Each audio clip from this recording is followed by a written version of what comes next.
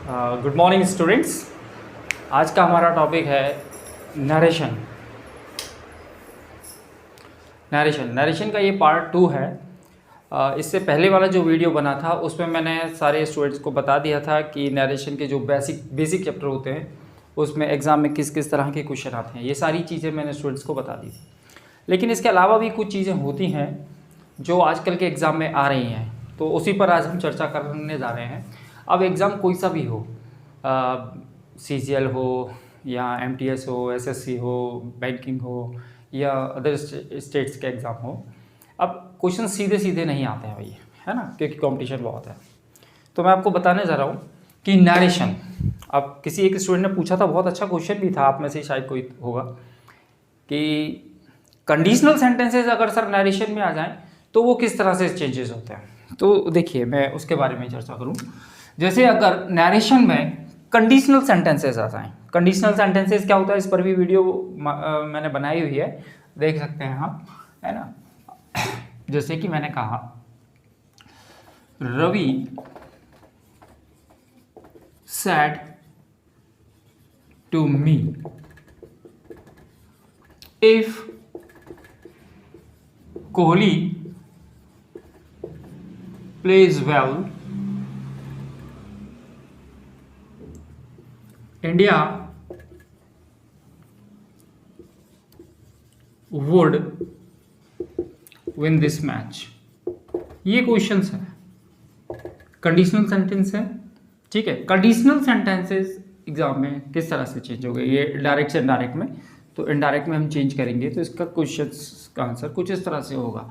ये reporting clause है, जो न्यू स्टूडेंट्स हैं मैं उनको बता दूं, जो डायरेक्ट इनडायरेक्ट में एक छोटी सी बात बता देता हूँ शॉर्ट में। दो सेंटेंस होते हैं, एक इन्वर्टेड कॉमा के अंदर होता है जैसे रिपोर्टेड स्पीच कहते हैं, एक इन्वर्टेड कॉमा के बाहर होता है जैसे रिपोर्टिंग क्लॉज कहते हैं, और ये इसकी रिपोर्टिंग वर्ब है। रिपोर्टिंग, इसे रिपोर्टिंग वर्ब कह लें, ये उसकी स्टेटमेंट है, इस वर्ब की स्टेटमेंट कहलाती है ये। तो रिपोर्टिंग क्लॉज के सब्जेक्ट और ऑब्जेक्ट कभी चेंज नहीं होते, तो ये एज इट इज रहेंगे। रवि, चूंकि सेंटेंस एफर्मेटिव है तो एफर्मेटिव हमारा ये फर्स्ट वाला पार्ट हो गया। सैड टू उसमें टोल्ड में चेंज हो जाता है। रवि टोल्ड मी, याद रखना एरर फाइट में कभी कभी वो टोल्ड टू मी भी कर देते हैं, है ना। टोल्ड वर्ब के बाद कभी कोई प्रपोजिशन का यूज़ नहीं किया जाता है अगर ऑब्जेक्ट दिया है तो, ठीक है। सेंटेंस एफर्मेटिव है, दैट, सीधा सीधा यहाँ तक समझ में आ गया। अब बच्चों को यहाँ प्रॉब्लम आ रही होगी, इफ़, है ना, इफ़ सिंपल सा है। अब कुछ स्टूडेंट्स के दिमाग में यहाँ पर ये प्रॉब्लम आ सकती है कि सर अगर हमने दैट लिखा हुआ है तो फिर इफ़ क्या है। तो ये बच्चा समझ लो बच्चों, ये कंजंक्शन है, और ये कंजंक्शन वाले चैप्टर में डिटेल्स में मैंने समझाया हुआ है कि कई बुक में भी दिया होता है कि एक साथ दो कंजंक्शन का यूज़ नहीं किया जाता है ना। वो किसी किसी केसेस में होता है और किस केस में होता है, ये कंजंक्शन पर मैंने वीडियो बनाया, आप उसमें देख लें, क्योंकि मैं डिटेल्स में नहीं जाना चाहूँगा इसमें, अदरवाइज हमारा टॉपिक चेंज हो जाएगा। हमारा टॉपिक है नरेशन का, ठीक है। तो ये दैट और ये इफ़ का इफ़ रहेगा, और बाकी सारे चेंजेस वही जो हम करते आ रहे हैं सन 1 2 3 वाले फॉर्मेट से। कोहली थर्ड पर्सन है तो थर्ड पर्सन चेंज नहीं होता, इफ़ कोहली, ठीक है। प्रेजेंट सिंपल पास्ट सिंपल में चेंज हो जाएगा, प्ले का प्लेड हो गया, प्लेड वेल, ठीक है, कॉमा। इंडिया थर्ड पर्सन में जाएगा, इंडिया का इंडिया, सॉरी ये मैंने गलत लिख दिया, ये वुड नहीं विल आएगा यहाँ पर, है ना, sorry. India will win this match, ये है। अब जाकर विल का वुड होगा, इंडिया वुड विन और दिस का दैट मैच, ये एज इट इज, है ना। तो ये कंडीशनल वाले सेंटेंसेस होते हैं। तो कंडीशनल वाले सेंटेंसेस में दो कंजंक्शन हम एक साथ यूज़ कर सकते हैं, और क्यों कर सकते हैं ये मैंने कंजंक्शन वाले वीडियो में बनाया हुआ, आप उसमें अच्छे से देख सकते हैं, है ना। ये हमारा कंडीशनल सेंटेंसेस था। कंडीशनल सेंटेंसेस जिसको नहीं पता हो तो वो मैं बता दूं। कंडीशनल सेंटेंस में इसमें दो क्लॉजेज होती हैं, है ना। ये देखिए, एक कॉमा से पहले, एक कॉमा के बाद, ठीक है, और दोनों में से कोई एक क्लॉज डेफिनेटली इफ से स्टार्ट होगी ही। इफ है, अनलेस है, अनटिल है, प्रोवाइडेड दैट है, सून एज है, ये सब, व्हेन है, ये सब कंडीशनल सेंटेंसेस के वर्ड हैं, ठीक है, इनसे कनेक्ट होती है। आई होप कि आप लोगों को ये समझ में आ गया होगा कि कंडीशनल सेंटेंस में जो कंजंक्शन होते हैं वो एज इट इज़ लिखे जाते हैं, इसमें कहीं कोई करेक्शन नहीं होता है। नोट कर लीजिए सभी लोग फटाफट।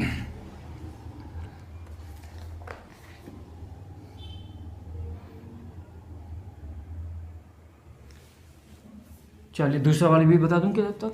चलो दूसरा वाला भी बता देता हूँ, है ना। कभी कभी सेंटेंस में क्या होता है, इस तरह के सेंटेंस आते हैं, जैसे मैंने लिखा she said to me are you a teacher.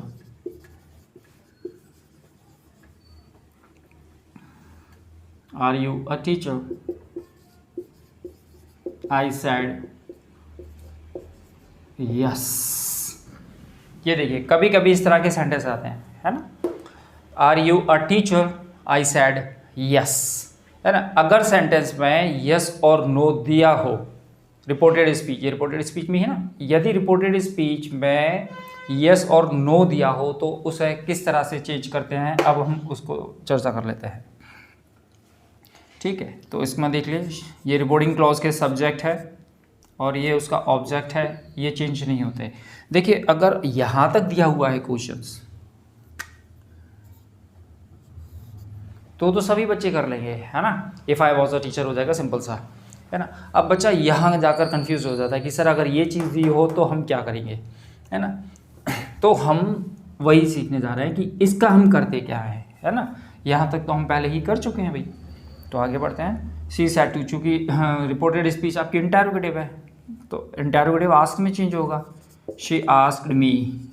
ठीक है, कनेक्टर इफ़ या वेदर, जनरली इफ़ का यूज़ किया जाता है। इफ़ जनरली बोला है मैंने, इफ़ और वेदर दोनों में से कोई भी यूज़ कर सकते हो आप, आपके ऑप्शन पर डिपेंड करता है। ठीक है, अभी हम यहाँ इफ़ लेकर चलते हैं। सेंटेंस को अफर्मेटिव बना दें, यू मी से चेंज होगा, आई हो गया, प्रेजेंट सिंपल पास्ट सिंपल में चेंज हो गया। अब मैं इतनी स्पीड से इसलिए बता रहा हूँ क्योंकि प्रीवियस वीडियो में मैं सारी चीज़ें बता चुका हूँ कि ये सेकंड पर्सन है, आपके हमेशा ऑब्जेक्ट से चेंज होगा, तो ये आई हो गया, मी का ऑब्जेक्टिव के, मी का subjective case I, present simple past simple में चेंज हो गया, आई के साथ आएगा was, if I was a teacher का टीचर। ठीक है, she said to me are you teacher, उसने मुझसे पूछा कि आप टीचर हैं, आई सेड, मैंने कहा हाँ। उसी में आगे हम लिखेंगे एंड आई। अब यहाँ पर क्या किया है मैंने, उसको उसके क्वेश्चंस का रिप्लाई किया है ना, रिप्लाई किया है मैंने, रिप्लाई में जवाब देना, तो I replied in positive, I replied in positive, है ना, या अफर्मेटिव भी लिख सकते हैं, लेकिन याद रखिए आई रिप्लाइड, अगर यहाँ पर यस लिखा हुआ है तो हम लिखेंगे रिप्लाइड इन पॉजिटिव, और अगर यहाँ पर नो लिखा हुआ है तो यहाँ पॉजिटिव की जगह हम लिखेंगे रिप्लाइड इन नेगेटिव। सब्जेक्ट वही आएगा जो जिससे पूछा जा रहा होगा वो। ठीक है, एक बार फिर से बता दूं, इंटरोगेटिव फर्स्ट है, इंटरोगेटिव फर्स्ट के जो रिप्लाई होते हैं वो हमेशा यस या नो में होते हैं, तीसरा कोई वर्ड नहीं होता। तो अगर रिप्लाई यस में है तो आपको लिखना है रिप्लाइड इन पॉजिटिव, या एफर्मेटिव भी लिख सकते हैं, या और अगर यहाँ पर नो है, आई सेड नो, तो हो जाएगा आई रिप्लाइड इन नेगेटिव। ठीक है, बस इतना सा है, आई रिप्लाइड इन नेगेटिव।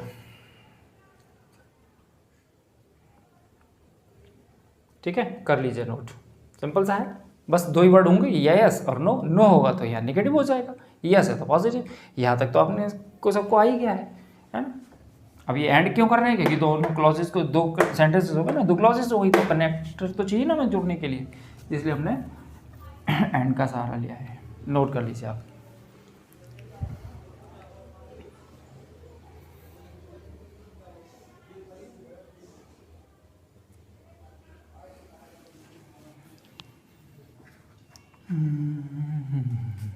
ऊपर वाला ही आपने कर ही लिया होगा, ऊपर वाला मैं जब तक ये कर देता हूँ।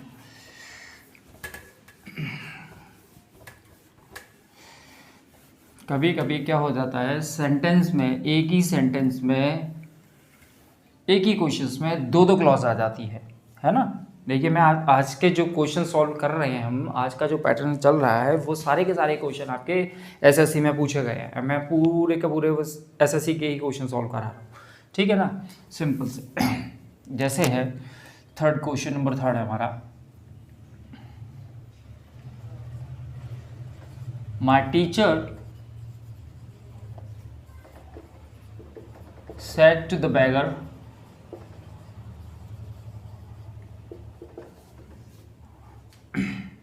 सेड टू द स्टूडेंट कर लो,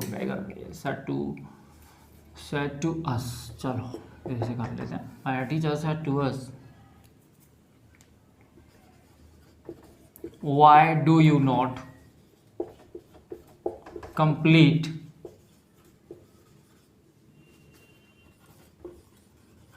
your homework, do you not feel ashamed.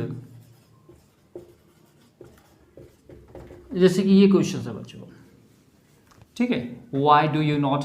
अब ध्यान से देखिए, दो सेंटेंस दिए हुए हैं उसमें, ये मैंने कॉमा थोड़ा सा डार्क बना देता हूँ जिससे आप अच्छे से समझ सकें। इसमें दो क्वेश्चन दिए हुए हैं, एक क्वेश्चन हो गया यहाँ से यहाँ पे, दूसरा हो गया यहाँ से, इंटरोगेटिव सेकंड है, इंटरोगेटिव फर्स्ट है, ठीक है। तो इस तरह के क्वेश्चंस किस तरह से नरेशन में सॉल्व किए जाते हैं, तो इसमें कहीं कुछ नहीं करना है, बिल्कुल सारी चीज़ें वही रहती हैं, बस स्टूडेंट्स के दिमाग में ये रहता है कि ये डबल हो गया, और ऐसा तो मैंने पढ़ा नहीं है, होता कुछ नहीं है, बस वो दो क्वेश्चंस को मिलाकर एक कर दिया गया है और कुछ नहीं है। तो इस तरह के क्वेश्चंस को देख लीजिए। तो इसका आंसर कुछ इस तरह से बनेगा, माय टीचर, ये रिपोर्टिंग क्लॉज का सब्जेक्ट है तो सी चेंज नहीं होगा, सेड टू आस्क्ड में चेंज हुआ, इंटरोगेटिव है तो आस्क्ड अस। अब पहला वाला सेंटेंस देखिए, पहला वाला सेंटेंस क्या है, इंटरोगेटिव है ना, इंटरोगेटिव सेकंड है, यानी क्वेश्चन वर्ड वाला है, तो WH वर्ड का WH वर्ड रहेगा, इसमें कोई कनेक्टर नहीं लगता क्योंकि WH वर्ड खुद एक कनेक्टर का काम करता है। तो वाई का वाई, प्रेजेंट सिंपल है, पास्ट सिंपल में चेंज हो जाएगा, यू अस से चेंज होगा, अस का सब्जेक्टिव केस वी, और डू नॉट का हो गया डिड नॉट, कंप्लीट का कंप्लीट। अब पॉजिटिव आ गया, पॉजिटिव, अब इसको दो तरह से चेंज कर सकते हैं, है ना, सेकंड पर्सन अस से चेंज होगा, वापस आओ, ये क्या है, ये और है क्या, पॉजिटिव एडजेक्टिव है यू का, तो अस का पॉजिटिव एडजेक्टिव हो गया अवर, ठीक है। या फिर ऐसे कर लो, पॉजिटिव एडजेक्टिव का यूज हमेशा अपने सब्जेक्ट के अकॉर्डिंग होता है, यू है तो योर हो गया, आई होता तो माई होता, शी होता तो हर होता, उसी तरह से जब ये वी हो गया तो यहाँ पर अवर हो जाएगा, ऐसे भी कर सकते हैं इसको। होमवर्क का हमारा क्या, होमवर्क रहेगा, ठीक है। अब आगे देखो, आगे यहाँ से दूसरा क्वेश्चन स्टार्ट हो रहा है, और दूसरा क्वेश्चन आपका इंटरोगेटिव फर्स्ट है, तो जो इफ या वेदर कनेक्शन लेगा, इफ ले लिया हमने, यू अस से चेंज हुआ वी, अब डू यू नॉट, ये भी नेगेटिव इंटरोगेटिव है, तो इफ यू डू नॉट का इसमें भी डिड नॉट हो जाएगा, फील अशेम्ड का फील अशेम्ड, और क्वेश्चन फुल स्टॉप लग जाएगा, इंटरोगेटिव मार्क हट जाएगा। आगे आप लोगों को समझ में, तो हमने इसमें क्या किया, पहला वाला जैसा था वैसा ही लिखा, और दूसरे वाले को भी हमने वैसा का ही वैसा लिख दिया, और इसमें हमने कहीं कुछ नहीं किया, कनेक्टर लगाकर, बस जो भी कनेक्टर होगा वो लगाकर आगे बढ़ा दिया हमने उसको।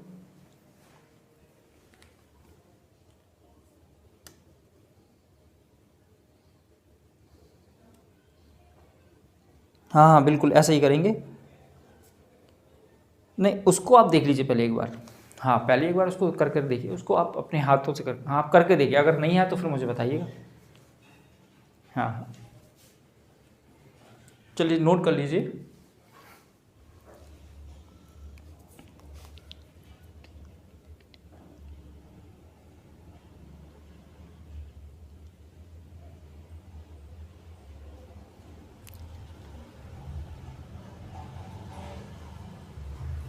ठीक है फिर,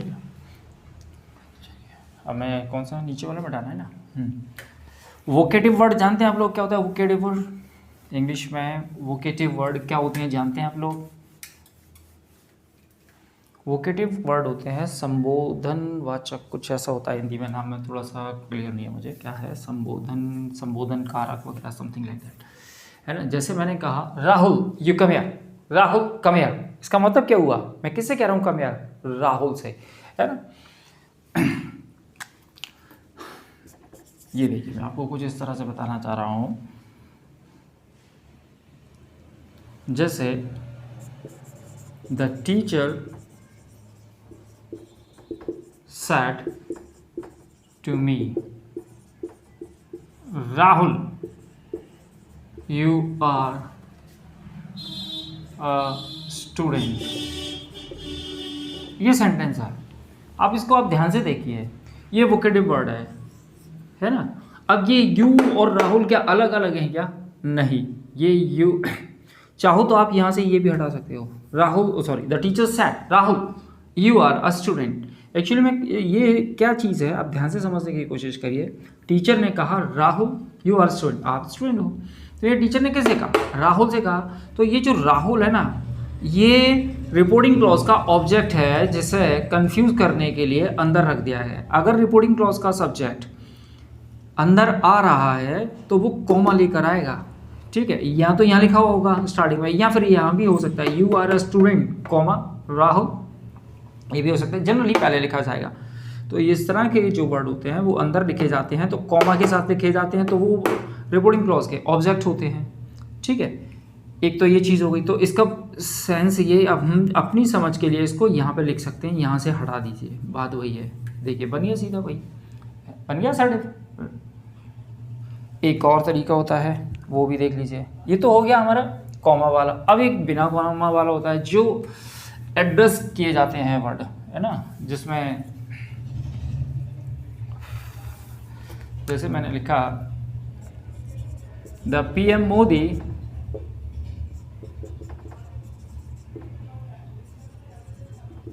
said to the public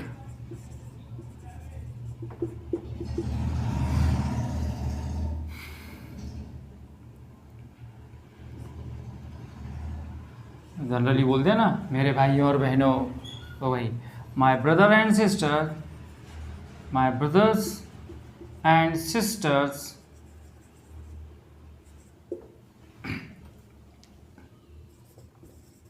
you have done your duty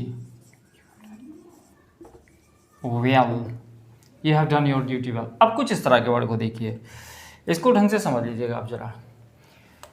the PM Modi said to the public, PM Modi ने पब्लिक से कहा my brothers and sisters. Generally Modi ji बोलते हैं ना मेरे भाइयों और बहनों, एक वर्ड और बोलते हैं मित्रों, है ना, जनरली ये दो वर्ड। तो ये जो वर्ड है यू वर्ड किसके लिए यूज़ हुआ है? इस इन्हीं के लिए तो यूज़ हुआ है ना। बच्चा बस यहीं कंफ्यूज हो जाता है। ये जो वर्ड है इसी के लिए यूज़ हुआ है।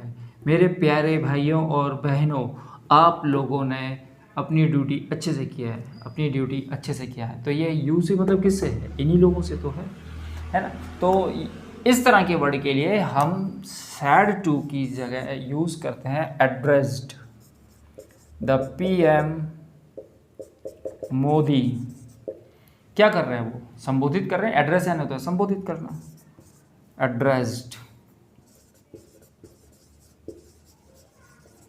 Address the public, the public क्या कहकर उन्होंने एड्रेस किया है? As my brother and sister, my brothers and sister. उसके आगे पहले ये वर्ड एड्रेस वर्ड किसके लिए यूज किया? एड्रेस वर्ड, एड्रेस का मतलब होता है संबोधित करना। उन्होंने संबोधित क्या किया उनको? मेरे प्यारे भाइयों और बहनों, ये एड्रेस किया है, ये उन्होंने एड्रेस किया है और ये बात उन्होंने कही है। तो उसको आगे लिखेंगे एंड सैड, एंड सैड। इसको हम एज इट इज लिखेंगे, जैसे टोल्ड वोल्ड में नहीं करेंगे, एंड सैड, क्योंकि सैड टू का एड्रेस हो चुका है पहले यहाँ पर, ठीक है। एंड सैड, बाकी का सब कुछ भाई यू किससे चेंज होगा? पब्लिक से, तो दे हो जाएगा सैड दैट, सॉरी दैट और आएगा कनेक्टर, सैड दैट दे। अब ये दे क्यों, ओ सॉरी दैट क्यों आ गया? क्योंकि सेंटेंस आपका एफर्मेटिव है ना। जो फर्स्ट वाला चैप्टर है एसर्टिव, एसर्टिव में क्या करते हैं? कनेक्टर कन्वर्टेड कॉमा हट जाता है, उसकी जगह दैट लगाते हैं। और यू सेकंड पर्सन है, सेकंड पर्सन सब्जेक्ट से चेंज होगा। और ये पब्लिक है, पब्लिक मतलब आपका हो गया थर्ड पर्सन, थर्ड पर्सन का प्लूरल फॉर्म दे, दे। और हैज़ और हैव का हैड, डन। अब यू का योर और दे का देयर, ऐसे भी कर सकते हैं, या फिर पर्सन के अकॉर्डिंग, ठीक है। पर्सन के अकॉर्डिंग कैसे हो जाएगा? ये योर सेकंड पर्सन है, सेकंड पर्सन इससे चेंज होगा। वापस आओ, ये पॉसेसिव एडजेक्टिव है तो दे का possessive adjective their, their duty well, ये आंसर हो जाएगा। आया समझ में? एड्रेस।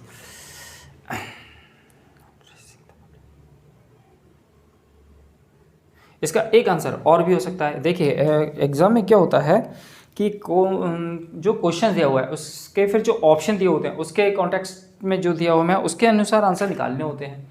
अब हो सकता है आपके ऑप्शन में दिया ना हो, इसका एक आंसर और बन सकता है ना। जैसे आपने पढ़ा हो जेरेंड, मैंने आपको बताया है जेरेंड वाले चैप्टर में, है ना, finite not finite variable verb में मैंने आपको समझाया है ना, जेरेंड पार्टिसिपल क्या होते हैं। तो उसको लेकर वो सब्जेक्ट का काम कर देते हैं। तो addressing the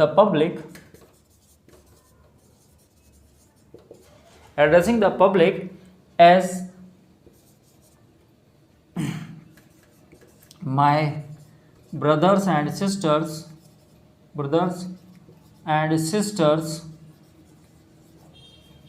PM Modi has said, the PM Modi said that, बस फिर यहाँ से पूरा यही, they had done their duty well, they had done their duty well। इसका आंसर ये भी हो सकता है, ये भी हो सकता है और ये भी हो सकता है। ये क्यों हो सकता है वो भी मैंने बताया। ये आपका जेरेंड को लेकर स्टार्ट कर रहे हैं हम, इससे भी कर सकते हैं, ठीक है, लेकिन वर्ब यही रहेगी। अब यहाँ पर एड्रेसिंग क्यों हो रहा है? क्योंकि आईएनजी वाली फॉर्म जेरेंड है, ये बात सिंपल है, इसलिए सेकंड फॉर्म है ना। सेट टू को हमने एड्रेस में चेंज किया है। आ रहा है समझ में? तो इस तरह के क्वेश्चन जो होते हैं, जो संबोधित किए जाते हैं, तो उसके बाद कॉमा जरूर होगा, ये ध्यान रखिएगा, है ना। और जो वर्ड जो बोला जा रहा है वर्ड, उसको हम एड्रेस से चेंज करते हैं और बाकी का हम साइड का साइड लिख कर, जैसा रूल होता है आप सन 1 2 3 वाले फॉर्मेट से चेंज किए जा सकते हैं। या फिर हम ये वाली ग्लॉस से भी स्टार्ट कर सकते हैं, एड्रेसिंग को पहले लेकर। एड्रेसिंग द पब्लिक एज का मतलब हुआ के रूप में, मतलब पब्लिक को मेरे भाई और बहनों के रूप में उन्होंने एड्रेस किया, संबोधित किया मोदी ने। एंड सैड, और कहा, एंड सैड नहीं लिखा मैंने, एंड सैड दैट, कहा कि they had done there duty well, उन्होंने अपना काम ठीक से किया है, ठीक है। नोट कर लीजिए जल्दी फटाफट। ऊपर वाला कर लिया? ऊपर वाला तो कर ही लिया होगा, है ना। मैं एक ही क्वेश्चंस कर रहा हूँ, ये सारे वो क्वेश्चंस अपन कर रहे हैं जो एग्जाम में आते हैं, है ना। इसी तरह के क्वेश्चन आते हैं बच्चों।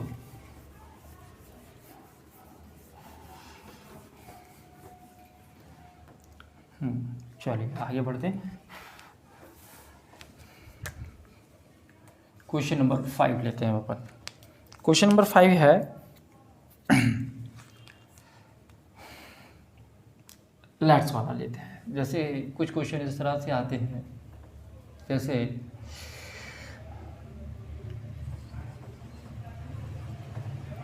She said to Mohan let's dance now, let's dance now. Let's से स्टार्ट होते हैं, है ना। एक लेट्स प्लस ऑब्जेक्ट फॉर्म होता है और ये भी लेट प्लस ऑब्जेक्ट फॉर्म है, लेकिन लेटस के थोड़ा सा अलग हो जाता है। ये लेटस का शॉर्ट फॉर्म लिखा हुआ है लेट्स, ठीक है, लेट्स डांस नाउ। तो इसको कैसे चेंज करते हैं? ये सब्जेक्ट और ये ऑब्जेक्ट चेंज नहीं होंगे, तो ये एज इट इज रहेंगे, शी का सी, sad to.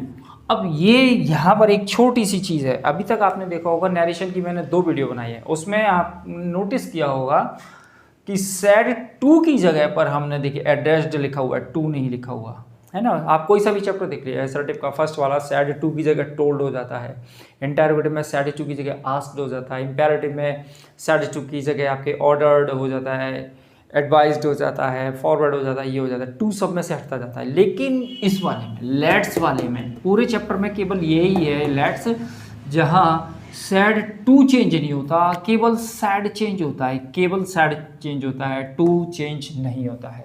C sad to, है ना। तो सैड टू चेंज नहीं होगा, सैड चेंज होगा, और वो भी 2 वर्ड में चेंज होगा, या तो प्रपोज्ड या फिर सजेस्टेड, है ना। अब she said to Mohan, Mohan से कहा लेट्स डांस। अब वो डांस करने के लिए करे तो डांस करने के लिए कोई सजेशन थोड़ी देगा भाई, प्रपोजल देगा। तो she proposed to Mohan. Important चीज आ गई आपकी ये, है ना। पूरे नरेशन में केवल यही एक पोर्शन होता है जिसमें यहाँ पर टू लगता है और किसी में भी टू नहीं लगेगा, ठीक है, ये विशेष ध्यान रखिए। She proposed to Mohan, comma हट गया, इन्वर्टेड कॉमा हट गया, उसकी जगह दैट लगा, लेट्स हट गया। अब ये लेट्स है क्या, लेट्स जिसको नहीं मालूम है बता दूं, लेट अस से मतलब है यहाँ पे, है ना, लेट। अब आती है बात यहाँ पर अस, है ना, लेट के बाद ये प्रपोजिशन का काम करें, इसलिए अस ऑब्जेक्टिव केस हो गया। अब अस का सब्जेक्टिव केस क्या हो जाएगा, अस का हो गया सब्जेक्टिव केस वी, ठीक है। अब चूंकि वी आ गया तो वी बनने की वर्ब आ गई, तो ये अपने साथ एक मॉडल लेकर आएगा, should, we should dance, now का then, we should dance, now का then, THEN, we should dance then, ठीक है। सॉरी मैंने गलत कर दिया, है ना, हाँ सॉरी बच्चों, इसमें सब्जेक्ट दो आते हैं, वी और दे। कोई बता सकता है इसमें क्या आएगा, दोनों में से वी आएगा या दे आएगा। देखिए कुछ किताबों में ये दिया रहता है कि दोनों में से कोई भी सब्जेक्ट आ जाए, ये गलत होता है ना। वी और दे, मैंने कहा ना, पैसिव और नरेशन के कंसेप्ट थोड़े से अच्छे से क्लियर होने चाहिए। यहाँ पे दोनों में से एक कोई सा भी नहीं आएगा, यहाँ एक्चुअली में वी आ ही नहीं सकता यहाँ पे, है ना। वो क्यों नहीं आ सकता है, इस पर भी मैंने एक वीडियो बनाई है। सन 1 2 3 वाला जो फॉर्मूला होता है जिससे पूरे नरेशन सॉल्व करने की कोशिश करते हैं स्टूडेंट्स, लेकिन होते नहीं है ना, प्रॉब्लम क्रिएट करेगा वो। सन 1 2 3 वाला एक हद तक काम करता है, मैंने पहले भी बताया है, एक अलग से वीडियो बनाया है कि सन 1 2 3 वाला गलत होता है। यहाँ पे वही चीज़ कहानी हो रही है, ठीक है ना। तो वो क्या यहाँ पर दे आएगा, दे क्यों आएगा मैं आपको बता देता हूँ, है ना। यहाँ पर पर्सन कैसे चेंज होते हैं, जब इधर सिंगुलर होता है इधर प्लूरल हो तो कैसे चेंज होते हैं, इस पर मैंने एक अलग से वीडियो बनाया है, ठीक है, आप देख सकते हैं, छोटी सी वीडियो। ये दोनों ही थर्ड पर्सन है ना, इसलिए थर्ड पर्सन का प्लूरल आएगा। अगर इन दोनों में से कोई भी एक फर्स्ट पर्सन होता तो फर्स्ट पर्सन को प्रायोरिटी देते थे हम, ठीक है। अब ये दोनों ही थर्ड पर्सन है, शी और मोहन, इसलिए दे आ रहा है। अगर यहाँ पर मान लो होता शी सेड टू मी, तो फिर हम यहाँ वी कर सकते थे, ठीक है ना, ये ध्यान रखना। या यहाँ होता आई सेड टू मोहन, तो भी हम यहाँ वी कर सकते थे। सब्जेक्टिव केस या ऑब्जेक्टिव केस, दोनों में से किसी भी जगह अगर फर्स्ट पर्सन होता तभी यहाँ पर वी आता, ठीक है। अभी यहाँ पे वी कर देंगे तो देखिए इसका वी आ क्यों नहीं सकता वो देख लीजिए। मैंने आपसे एक और बात कही है कि पैसिव और नरेशन के जो क्वेश्चंस कहता है वही आंसर करता है, इनके अर्थ कभी चेंज नहीं होने चाहिए। यहाँ देखिए अर्थ का अनर्थ हो रहा है, शी सेड टू मोहन, उसने मोहन से कहा कि चलो डांस करें। अब यहाँ पर हो गया उसने मोहन को प्रपोज किया कि हमें डांस करना चाहिए। अब इसमें हम भी शामिल हो जाएंगे, यानी कि जो सुन रहे थे वो लोग भी इंक्लूड हो जाएंगे इसमें, है ना। अब देखिए जो लोग इसको वी का दे कर दीजिए, अब जो लोग सुन रहे थे वो नहीं आ पाएंगे। अब इसमें उसने मोहन से को प्रपोज किया कि उन्हें डांस करना चाहिए, अब वे आ जाएगी। अब जो सुन रहे थे वो लोग इसमें नहीं आ पाएंगे, ऐसे भी समझ सकते हैं आप इसको, ठीक है। ऐसे समझ में नहीं आ रहा ट्रांसलेशन से, जैसे कुछ बच्चे होते हैं कि सर हमें तो ट्रांसलेशन करना आता नहीं है। ट्रांसलेशन करना आता तो फिर बात ही क्या थी, ट्रांसलेशन तो हमें आता नहीं है। तो ट्रांसलेशन नहीं आता भैया, तो इतना तो मालूम होगा कि ये दोनों थर्ड पर्सन है, दोनों थर्ड पर्सन है, तो दोनों थर्ड पर्सन का प्लूरल क्या होगा, दे। अगर दोनों में से कोई भी एक जगह इधर या इधर फर्स्ट पर्सन होता तो इधर वी आ जाता, कहने का मतलब है इधर होता आई होता या वी होता, इधर मी या अस होता, तो यहाँ पर वी आएगा, अदरवाइज नहीं आएगा, ठीक है। एक और क्वेश्चन देख लेते हैं इसका। हाँ एक क्वेश्चन और देख लेते हैं इसका अपन।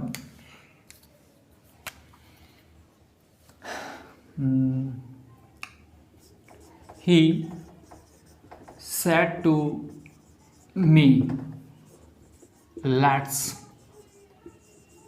help the poor, let's help the poor।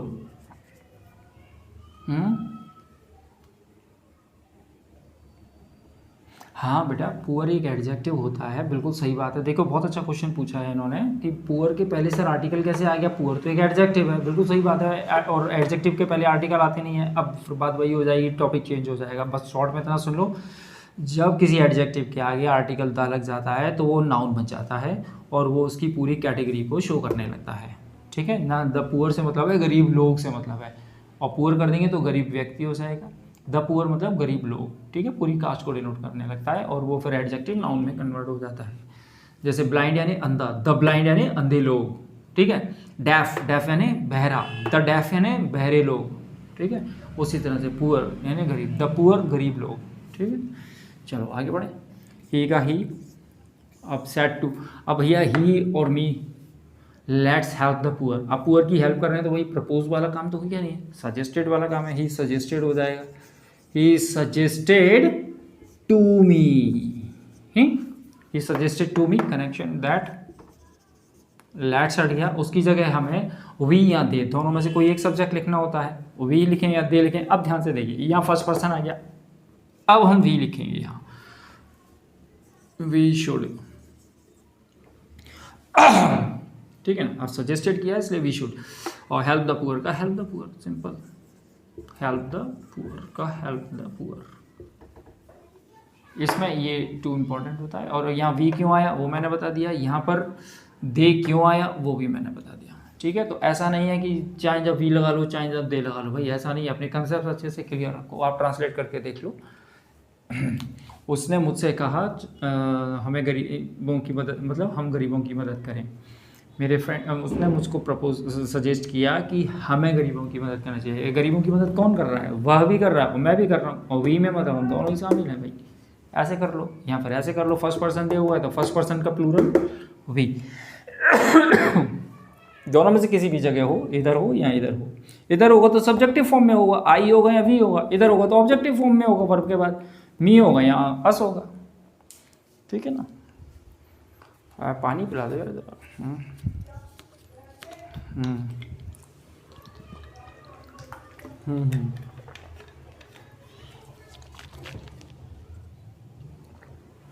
चलिए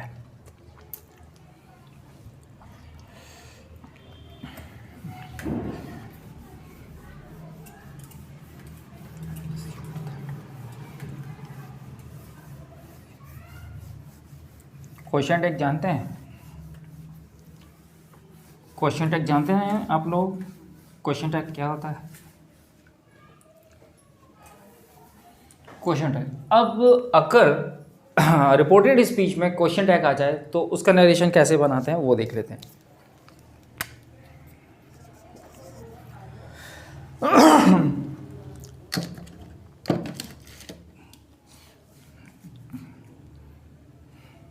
जैसे the teacher said to me, you don't do your work, do you? ये होगा ना इसका क्वेश्चन टैग, ये क्वेश्चन टैग। अब इसका नरेशन कैसे करते हैं हम, जिससे अच्छा वो करके दिखाए मुझे फटाफट, जब तक मैं पानी पी रहा हूँ जल्दी करके दिखाए।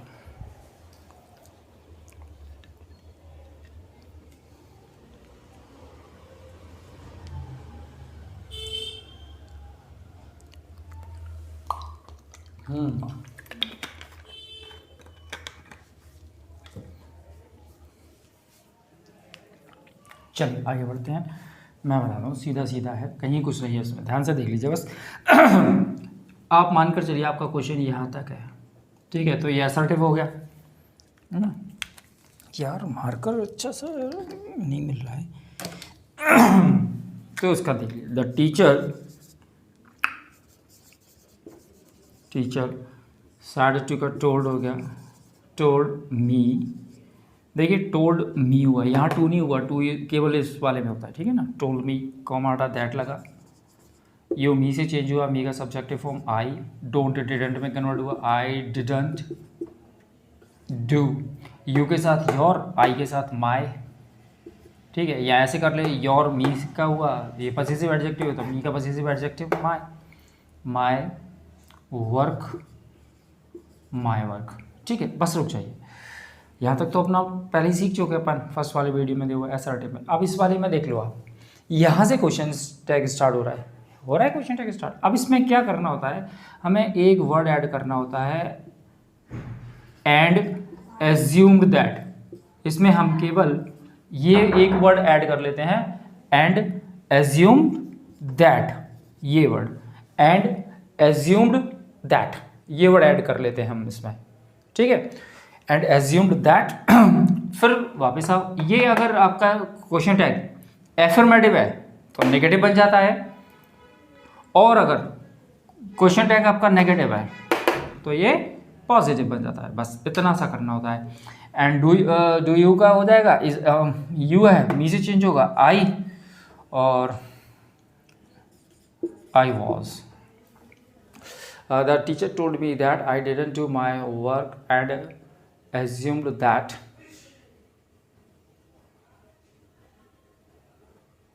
I did होगा, सॉरी मैंने was कर दिया, I did, I did,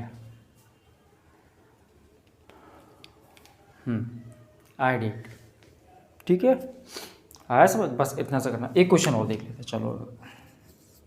जैसे मैंने लिखा, इसको यहाँ से थोड़ा हटा देता हूँ मैं। जैसे मैंने लिखा, my friend said to me, Kohli is a good player, Kohli is a good player। अभी सेंटेंस कैसा है आपका, एफर्मेटिव है, तो क्वेश्चन टैग आपका नेगेटिव बनेगा, isn't he। याद रखना, क्वेश्चन टैग में जो नाउन होते हैं वो प्रोनाउन में चेंज हो जाते हैं। पूरी इंग्लिश का केवल एकमात्र यही चैप्टर होता है क्वेश्चन टैग जिसमें नाउन का यूज़ नहीं होता। ठीक है, isn't he, तो इसका क्वेश्चन टैग देख लेते हैं। माय फ्रेंड said to का told me that, third person change नहीं होता। कोहली, इसका वॉज हो गया, Kohli was a good player का good player, Kohli was a good player. और फिर से वही वाला वर्ड ऐड कर लेना है, कौन सा, ये वाला वर्ड, एंड एज्यूम्ड दैट,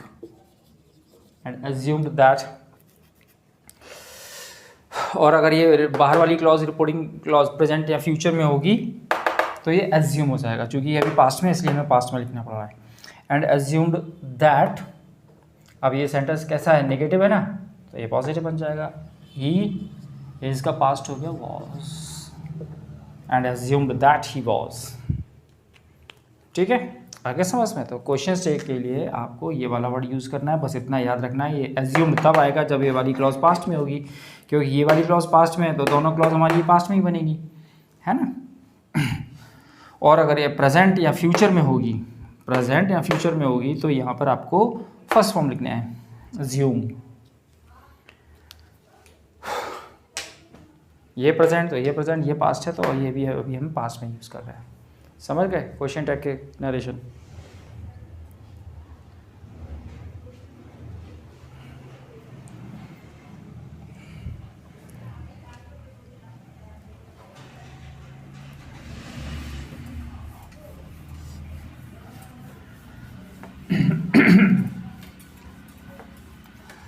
अभी थोड़ी देर पहले मैंने वोकेटिव वाले वर्ड बताए थे, है ना, जिसमें वो मोदी जी वाला एग्जांपल दिया था, कुछ ऐसा, है ना।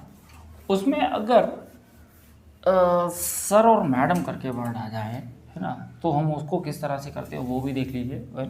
जैसे मैंने आपको बताया,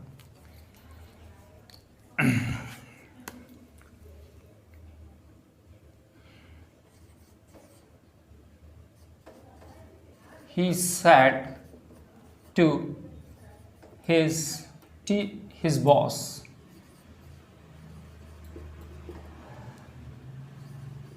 sir, I have made the project, ये सिंपल सेंटेंस है। सर मैडम कुछ भी हो सकता है, sir I have made the project, है ना। Your honour I have made the project, कुछ भी हो सकता है। तो इस तरह के वर्ड के लिए हमें क्या करना पड़ता है, वो यहाँ क्या कर रहा है, अपने बॉस को रिस्पेक्ट दे रहा है एक तरह से, है ना।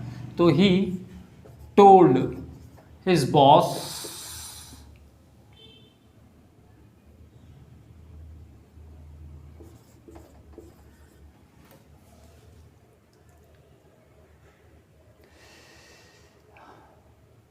रिस्पेक्टफुली, ये वर्ड लगा देना बस, रिस्पेक्टफुली।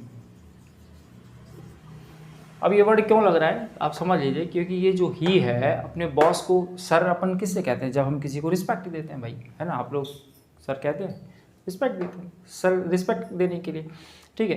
तो ये वाला वर्ड, अब जब हमने इस वर्ड के लिए हमने ये वाला वर्ड यूज़ कर लिया, अब आती है बात कि सर रिस्पेक्टफुल क्यों यूज़ नहीं किया। तो वो कारण ये है क्योंकि ये वर्ब है और वर्ब को क्वालिफाई एडवर्ब करती है, रिस्पेक्टफुल एक एडजेक्टिव हो जाएगा, इसलिए हम रिस्पेक्टफुल ही लिख रहे हैं, ठीक है। और ये एडवर्ब ऑफ मैनर है, एडवर्ब ऑफ मैनर जो वर्ब होती है वो जनरली ऑब्जेक्ट के बाद लिखी जाती है, या तो वर्ब से पहले या फिर ऑब्जेक्ट के बाद, तो ये मैंने ऑब्जेक्ट के बाद लिख दी, ठीक है। अब ये रिस्पेक्टफुली वर्ड मैंने यूज़ किसके लिए किया, इस सर के लिए। अब ये सर वर्ड जब मैं रिस्पेक्टफुली वर्ड ही लिख दिया, इसका मतलब क्या हुआ, उसने अपने बॉस को रिस्पेक्टफुली कहा, तो दोबारा सर लिखने की ज़रूरत ही नहीं है, इसलिए सर वर्ड हट जाएगा, बाकी सब कुछ वही। दैट लगाया, बाकी वही, आई फर्स्ट पर्सन, ही से चेंज हो गया, ही, सब कुछ वही, हैव का हैड, मेड दिस प्रोजेक्ट का मेड दिस प्रोजेक्ट आ जाएगा, और कहीं कुछ नहीं करना होता है, बस एक वर्ड ये वर्ड ऐड हो जाता है, या सर हो, मैडम हो, है ना, कोई भी रिस्पेक्टेबल वर्ड हो तो वो इस तरह से हो जाएगा, रिस्पेक्टफुली वर्ड लग जाएगा, और कहीं कुछ नहीं होगा। अब यहाँ टोल्ड क्यों हुआ, आस्क क्यों नहीं हुआ, क्योंकि वही असर्टिव है, इसीलिए सारी कहानी वही है। हाँ हाँ बिल्कुल बिल्कुल, देख लीजिए आप।